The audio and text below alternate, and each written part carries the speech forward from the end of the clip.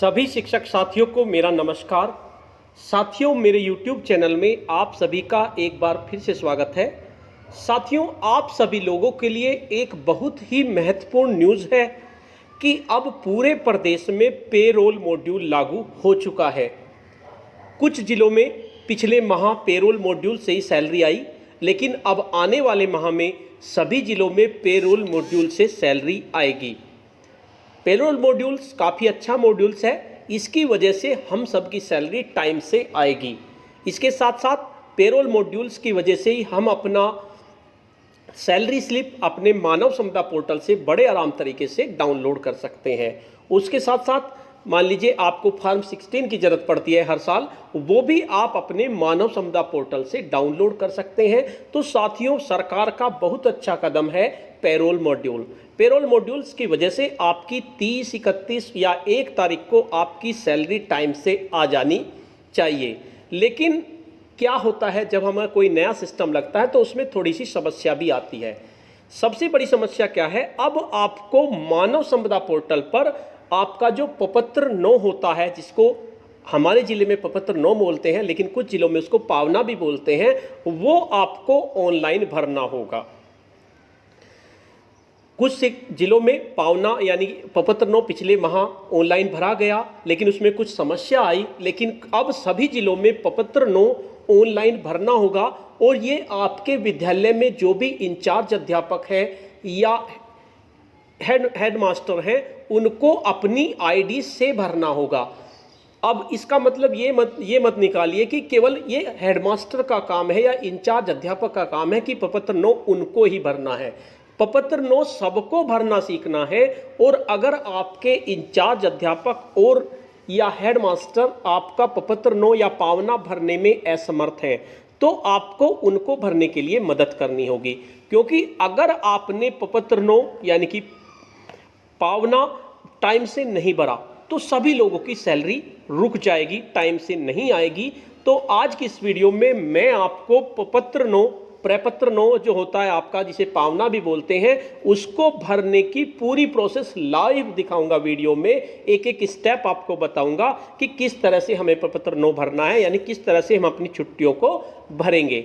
साथियों, वीडियो थोड़ी बड़ी हो सकती है, लेकिन मैं चाहता हूं कि आपको मैं डिटेल्स में बता दूं, एक एक चीज़ को डिटेल्स में समझा दूं, ताकि आपको दिक्कत ना हो। इसलिए वीडियो को बहुत ध्यान से देखते रहिए। इसमें मैं आपको फुल डिटेल्स में प्रपत्र 9 बताऊंगा। इसके साथ साथ मैं ये भी बताऊंगा, अगर प्रपत्र 9 में आप कोई छुट्टी गलत भर देते हैं या आपका कोई गड़बड़ हो जाती है तो उसको कैसे सही किया जाए। तो चलिए जानते हैं। वीडियो शुरू करने से पहले मैं आपको बता देना चाहता हूं, अगर आप चाहते हैं इस तरह की इन्फॉर्मेटिव वीडियो आपको एक प्लेटफार्म पर मिले, तो उसके लिए मैंने इन्फॉर्मेटिव वीडियो व्हाट्सएप ग्रुप और इन्फॉर्मेटिव वीडियो टेलीग्राम ग्रुप बनाए हुए हैं। आप चाहें तो मेरे व्हाट्सएप ग्रुप से जुड़ सकते हैं, चाहे तो मेरे टेलीग्राम ग्रुप से जुड़ सकते हैं। ग्रुप का लिंक आपको वीडियो के डिस्क्रिप्शन बॉक्स में मिल जाएगा, उस पर क्लिक करके आप उससे जुड़ सकते हैं। तो चलिए जानते हैं प्रपत्र 9 को किस तरह से भरते हैं। पूरी प्रोसेस मैं आपको बताऊंगा। वीडियो को बहुत ध्यान से देखिए, क्योंकि ये हर माह आपको भरना होगा। तो चलिए, इसके लिए सबसे पहले हम क्रोम ब्राउज़र को ओपन कर लेते हैं। क्रोम ब्राउज़र पे हमें मानव संपदा टाइप करना है। सबसे पहले हम मानव संपदा टाइप करेंगे और इसको सर्च करेंगे। सर्च करने पर ये आपके मानव संपदा का पेज ओपन होकर आ जाएगा। उसके बाद मानव संपदा पे क्लिक करेंगे तो आपका EHRMS लॉगिन, जैसे आपका लॉगिन का पेज आ जाएगा, लॉगिन का पेज आपका ओपन होकर आ जाएगा। फिर इसमें आप अपना डिपार्टमेंट सेलेक्ट करेंगे। उसके बाद आती है यूज़र आईडी। यूज़र आईडी में आपको अपने प्रधान अध्यापक या इंचार्ज अध्यापक की यूज़र आईडी भरनी है और उन्हीं का पासवर्ड भरना है। मैं यहाँ पर अपने विद्यालय की प्रधानाध्यापक की यूज़र आईडी और उसका इस्तेमाल कर रहा हूं, क्योंकि उन्हीं से ही प्रपत्र 9 भरना है।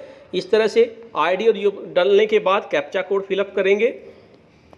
मैं कैप्चा कोड फिलअप कर देता हूं, XUFSB। हो सकता है वीडियो थोड़ी बड़ी हो जाए, लेकिन अगर आपकी समझ में नहीं आया तो फिर छोटी वीडियो का कोई फ़ायदा नहीं है। इसलिए मैं आपको डिटेल्स में एक एक स्टेप बता के चलूँगा, गलती कहाँ पर होगी वो भी बता के चलूँगा, और गलती का सुधार कैसे करना है वो भी मैं आपको बता के चलूँगा। लॉगिन पे क्लिक कर देंगे तो इस तरह से आपका लॉगिन पेज ओपन होकर आ जाएगा।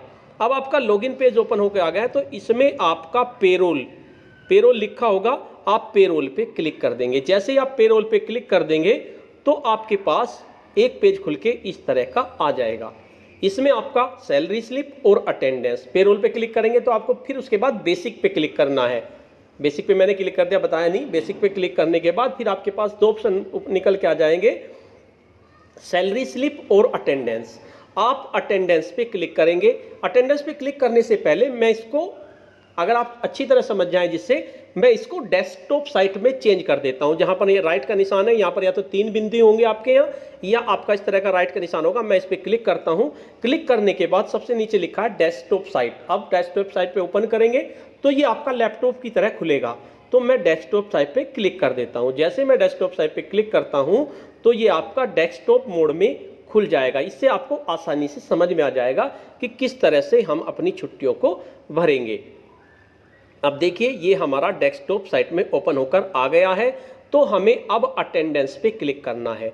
जैसे ही हम अटेंडेंस पे क्लिक करेंगे तो उसके बाद फिर दोबारा से 2 ऑप्शन खुल के आएंगे, फिल अटेंडेंस और लॉग अटेंडेंस डाटा।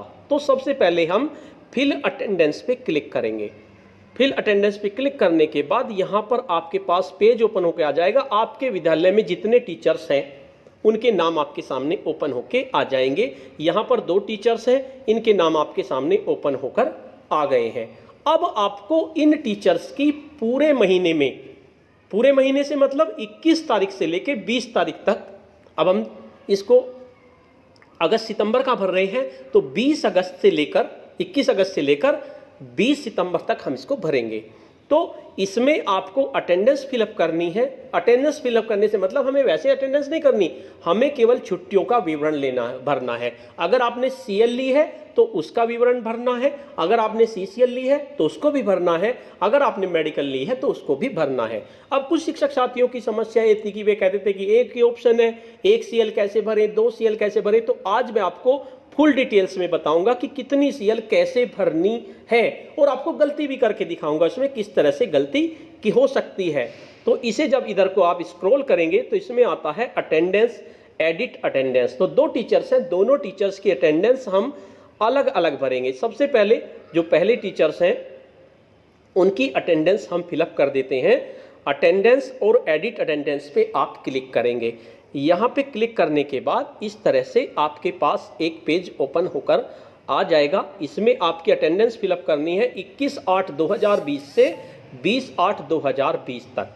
उसके बाद इनमें एम्प्लॉय नेम लिखा हुआ है, डेजिग्नेशन लिखा हुआ है, उसके बाद लीव फ्रॉम, यानी आपने किस तारीख को छुट्टी ली। अगर आपने 1 सीएल ली है तो 1 भरेंगे, अगर आपको 2 सीएल ली है तो 2 भरेंगे, अपने अलग अलग दिन में ली है उसको भरेंगे, मेडिकल हो तो उसको भरेंगे।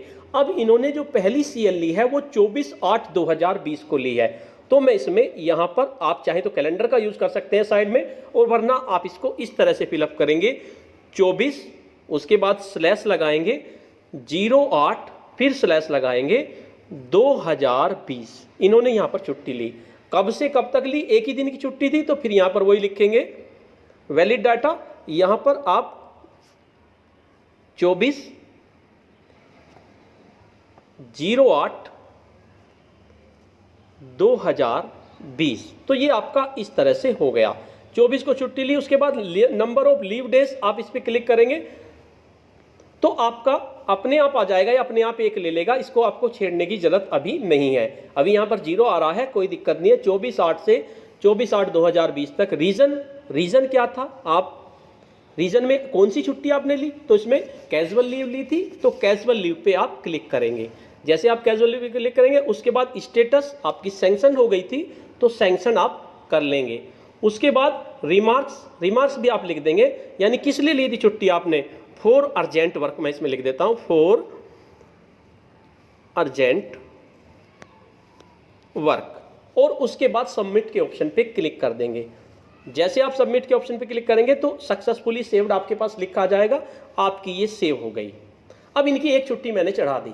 अब बात आती है, इन्होंने दूसरी सीएल जो ली है वो 14/9/2020 को ली है, 14/9/2020 को। फिर दोबारा से हम दूसरी सीएल भरेंगे, यहाँ पर फिर दोबारा से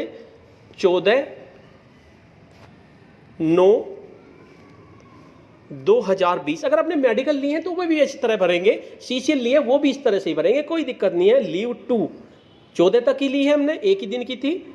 वैलिड डाटा यहाँ पर लिखेंगे हम 14/9/2020 आपने यहाँ पर लिख दिया। उसके बाद नंबर ऑफ लीव डेज को आप लिखना चाहो लिख सकते हैं, नहीं तो कोई जरूरत नहीं है। 0 आ रहा है अपने आप ये 1 हो जाएगा, कोई दिक्कत नहीं है। रीजन ऑफ लीव, ये भी आपने कैजुअल लीव ली थी तो इसमें भी आप कैजुअल लीव सेलेक्ट करेंगे। उसके बाद स्टेटस आपका सैंक्शन हो गई थी, सैंक्शन पे करेंगे। और रिमार्क्स में भी आप फॉर अर्जेंट वर्क लिख देंगे, अर्जेंट वर्क, और उसके बाद सबमिट के ऑप्शन पे क्लिक कर देंगे। सक्सेसफुली सेव्ड हो गई। अब इन्होंने केवल 2 छुट्टी ली थी, इसमें 2 CL ली थी, मैंने दोनों CL इनकी फिलअप कर दी है। अब इस पे यहाँ पर ऊपर बैक का साइन है, अब बैक के साइन पे आप क्लिक करेंगे। जैसे ही आप बैक के साइन पे क्लिक करेंगे तो फिर उसी पेज पे आप पहुँच जाएंगे। अब हमें जो दूसरे हेडमास्टर हैं उनकी अटेंडेंस फिलअप करनी है। इन्होंने 3 CL ली है, तो 3 CL में मैं 2 CL तो सही चढ़ा देता हूँ और 1 CL में गलत चढ़ा देता हूँ, ताकि आपको पता चल जाए कि गलत अगर हो जाती है तो उसको कैसे करें। तो सबसे पहले सही कर देते हैं। इन्होंने 1 CL ली है 21/8/2020 को, एडिट पे क्लिक करेंगे, ऐड और एडिट पे, उसके बाद इनका नाम आ जाएगा। उसके बाद इन्होंने ली है 21/8/2020 को, 21/8/2020, 21/8 से 21/8 तक ही ली है, तो यहाँ पर भी आप 21/8/2020 ही लिखेंगे।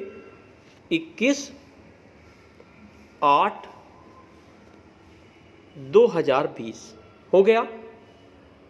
नंबर ऑफ लीव डेज वो अपने आप ले लेगा। सेलेक्ट रीजन में आप कैजुअल लीव ले लेंगे। उसके बाद इसमें सैंक्शन ले लेंगे, क्योंकि सैंक्शन हो चुकी, उसमें भी आप लिख देंगे for urgent work, for urgent work. इसको सबमिट के ऑप्शन पे क्लिक कर देंगे तो इनकी एक छुट्टी हमने फिल कर दी। अब फिर दोबारा से इनकी दूसरी छुट्टी फिलअप करते हैं। फिर दोबारा से यहाँ पर ही आएंगे, डेट में दूसरी छुट्टी थी इनकी 9/9/2020 को, तो 09/09/2020। उसके बाद लीव, ये भी वहीं उसी डेट में लिखी जाएगी 09/09/2020, ये आपकी हो गई। उसके बाद नंबर ऑफ लीव डेज में अपने आप ही आ जाएगा, वैसे 0 दिखा रहा है अभी, देखते हैं बाद में कैसे आता है। सेलेक्ट रीजन में आप कैजुअल लीव लिखेंगे और इसमें आप स्टेटस में आप सैंक्शन लीव लिख देंगे। उसके बाद यहाँ पर अर्जेंट वर्क, अर्जेंट वर्क हमने लिख दिया। उसके बाद इसको भी हमने सबमिट कर दिया, ये भी सेव आपकी हो गई। अब तीसरी छुट्टी उन्होंने 19/9/2020 में ली है, और मैं तीसरी छुट्टी को क्या करता हूँ, 19 को ना चढ़ा के मैं गलती से मैं इसको 15 की चढ़ा देता हूँ। फिर हमें आपको पता चल जाएगा अगर कोई छुट्टी गलत चढ़ जाती है तो फिर कैसे करेंगे। मैं इसको 15 लिख देता हूँ, 15/9/2020 से, मान लीजिए आप 15 की जगह आप यहाँ से वो लिख देते हैं, 16 लिख देते हैं। मैं 16 लिख देता हूँ गलती से, 16/9/2020। यहाँ पे नंबर ऑफ लीव डेज पे आप करेंगे तो यहाँ पर 1 आ गया इस तरह से, 15 से 16। उसके बाद रीज़न पे आप क्लिक करेंगे, कैजुअल लीव मैंने कर दिया। उसके बाद सैंक्शन लीव आ गया। उसके बाद रिमार्क्स में फॉर अर्जेंट वर्क। अब इसे भी सबमिट के ऑप्शन पे हमने क्लिक कर दिया। अब हमारी सारी छुट्टी हो गई। अब हमें छुट्टी देखनी है हमने जो फिलअप करी है वो सही करी है या नहीं करी है। तो सबसे नीचे देखिए अटेंडेंस फील्ड, यानी जो हेडमास्टर है सुनीता रानी, उनकी अटेंडेंस हमने की है। दोनों को चेक कर लेंगे, नीचे अटेंडेंस फील्ड है, उनके नीचे देख लेंगे। तो मैं अटेंडेंस फील्ड पे क्लिक करता हूँ तो अटेंडेंस फील्ड पे आपकी ये 3 छुट्टी आ गई हैं। 21 की 21/8/2020 से, एक तो 15 को ली और 16 को, और ये आपकी 2 छुट्टी हो गई जो हमने गलत भरी थी। अच्छा, सैंक्शन लीव है 4 अर्जेंट वर्क है सब चीज़। इसमें आपकी 21 को हो गई एक छुट्टी, 9 को आपकी एक छुट्टी हो गई, 9/9/2020 को, 21/8 को। तो पहली छुट्टी हमने गलत भर दी, 2 गलती से भरी गई और दूसरी डेट हमारी गलत हो गई। तो हम क्या करेंगे, यहाँ पर डिलीट का ऑप्शन है, आप डिलीट के ऑप्शन पे क्लिक कर दीजिए। डिलीट के ऑप्शन पे क्लिक करके ये डाटा आपका डिलीट हो जाएगा। ये आपका डाटा डिलीट हो गया। जब डिलीट हो गया तो उसके बाद फिर दोबारा से बैक के ऑप्शन पे जाएंगे। बैक के ऑप्शन पे हमने चले गए और बैक के ऑप्शन पे जो हमारी एक छुट्टी थी उसको हम दोबारा से भरेंगे। ऐड और एडिट अटेंडेंस पे क्लिक करेंगे। क्लिक करने के बाद फिर हमारी जो एक छुट्टी रह गई थी, जो गलत हो गई थी, उसको हम भरते हैं। ये हमारी 19/9/2020 की थी। यहाँ पर हम 19/9/2020 से 19/9/2020 तक यहाँ पर लिखेंगे हम 19। साथियों बहुत मुश्किल काम नहीं है, अगर आप स्टेप बाय स्टेप समझेंगे तो बहुत मुश्किल काम नहीं है, बहुत ही इजी काम है। 1-2 बार आपको दिक्कत आ सकती है। 19 से 19 नंबर ऑफ लीव आपको 0 ही दिखाएगा, वैसे वहाँ पर 1 दिखा देगा, कोई दिक्कत नहीं है। रीज़न ऑफ लीव आपकी कैजुअल लीव, और इसके बाद स्टेटस आपका सैंक्शन लीव हो गई, और उसके बाद for urgent work, for urgent work. यहां पर सबमिट के ऑप्शन पे क्लिक कर देंगे। अब सबमिट के ऑप्शन पे क्लिक करके इन 3 छुट्टी इनकी हो गई हैं। अब अगर आप चाहें देखना तो अटेंडेंस फील्ड पे आप क्लिक करेंगे, सबसे नीचे अटेंडेंस फील्ड पे क्लिक करने के बाद इनकी 3 छुट्टियां हमारी चढ़ के आ गई हैं। देखिए तीनों छुट्टी हो गई, कैजुअल लीव है तीनों, सैंक्शन है और फॉर अर्जेंट वर्क आपका रीजन भी लिख के आ गया, सब चीज इसका इसमें लिख के आपका आ गया है। अब जो है बैक पे जाएंगे। इसी तरह से दूसरे टीचर्स हैं, उनकी छुट्टी भी आप देख सकते हैं, उनकी भी हमने 2 छुट्टी फिलअप कर दी हैं। आप देखना चाहें तो यहाँ पर ऐड और एडिट पे सबसे पहले क्लिक करेंगे, और उसके बाद अटेंडेंस कौन कौन सी फील्ड है इनकी, ये अटेंडेंस इनकी फील्ड है। नीचे सबसे अटेंडेंस फील्ड वाले पे क्लिक करेंगे तो इनकी 2 अटेंडेंस है आपकी, कौन कौन सी हैं, एक आपकी 14/9, एक तो आपकी है 14/9/2020 को, और एक आपकी 24/8/2020। ये देखिए 24/8/2020 को है, और दूसरी आपकी 14/9/2020 को है। 2 छुट्टी इनकी है, तो इनकी भी छुट्टी हमारी सही हो गई है, दोनों छुट्टी हमने सही कर दी है। एंट्री को आप सही से चेक कर लीजिए, क्योंकि अगर आपने एक बार लॉक कर दिया तो फिर लॉक हो जाएगा। उसके बाद बैक के ऑप्शन पे जाएंगे।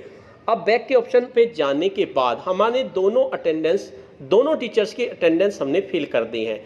अब क्या करेंगे, फिर दोबारा से इधर पर बैक का जो ऑप्शन है उस पर आप क्लिक करेंगे, बैक के ऑप्शन पे, और बैक के ऑप्शन पे क्लिक करने के बाद आपके पास फिर वही ऑप्शन आ जाएगा, लॉक अटेंडेंस डाटा और फिल अटेंडेंस डाटा। हमने अटेंडेंस फिल कर दी है, यानी कि जो छुट्टी थी, CL ली थी, मेडिकल हमने लिया नहीं, इसी तरह से मेडिकल भरेंगे, कोई दिक्कत नहीं है। अब हमें लॉक अटेंडेंस डाटा पे क्लिक करना है। हम यहाँ पर लॉक अटेंडेंस डाटा पे क्लिक कर देंगे। तो जैसे ही आप लॉक अटेंडेंस डाटा पे क्लिक करेंगे तो आपके पास जितनी छुट्टी ली हुई है आपके स्कूल में, सबकी डिटेल्स निकल कर आ जाएगी। आपने सारी डिटेल्स भर दी हैं। हेडमास्टर जो हैं उनकी छुट्टी भी भर दी है, जो सहायक हैं उनकी छुट्टी भी भर दी है। एक बार आप फिर दोबारा से चेक कर लीजिए कि कौन कौन से दिन इन्होंने छुट्टी ली है। सबसे पहले 19/9/2020, 21/8/2020 और 9/9/2020 ये ली हैं एक एक दिन की, और इन्होंने 14/9/2020 को ली है और 24/8/2020 को ली है।